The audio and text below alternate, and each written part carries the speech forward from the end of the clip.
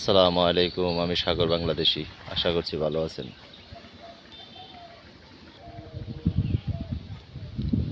আমি আছি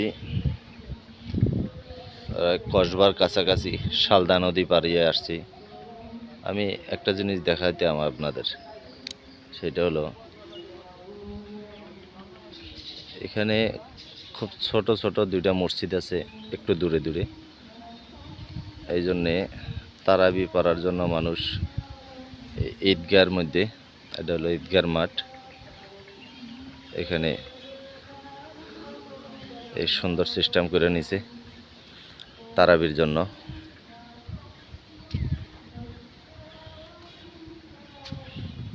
এলো ঈদগাহ মাঠ। তবে পরিবেশটা অনেক সুন্দর।